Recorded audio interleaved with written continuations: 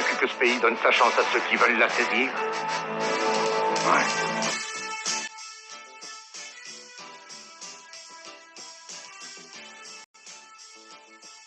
L'Union européenne est sous nos yeux en train de réaliser un véritable coup d'État.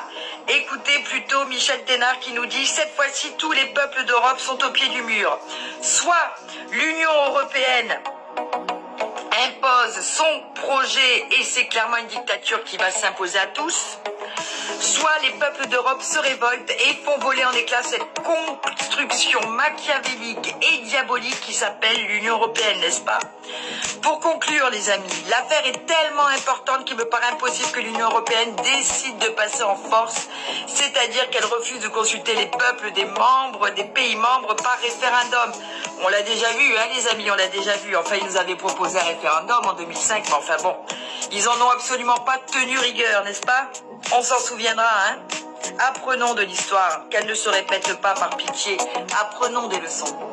Si l'Union européenne refuse d'organiser ce référendum, il faut engager immédiatement le combat pour imposer ce référendum. Sinon, c'est que nous acceptons la dictature et il ne faudra plus se plaindre de rien. Bien sûr. Je rappelle, et ce n'est pas un détail, qu'à part le Parlement européen, qui n'a quasiment aucun pouvoir, je le rappelle, bien sûr, personne n'est élu parmi les dirigeants de l'Union européenne, les amis. Et pourtant, ils imposent leur volonté à plus de 500 millions de personnes, n'est-ce pas?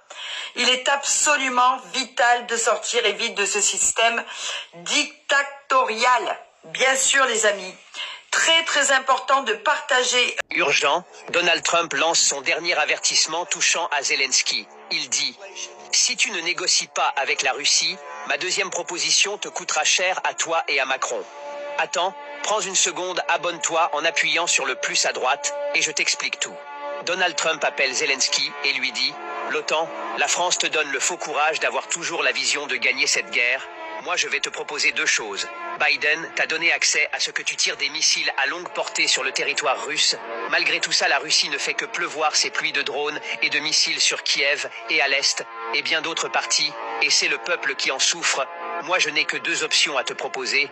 Soit tu pars à la table de négociation avec Poutine pour rétablir la paix afin que le peuple ukrainien puisse respirer, ou soit tu vas payer les millions de dollars sans résultat que tu as pris chez nous. » Mais Macron soutient Zelensky en disant « Il faut qu'on gagne cette guerre car la sécurité de l'Europe ne dépend pas des États-Unis. » Mettez Zelensky la paix et Macron la paix et laissez vos avis dans la section des commentaires et partagez la vidéo.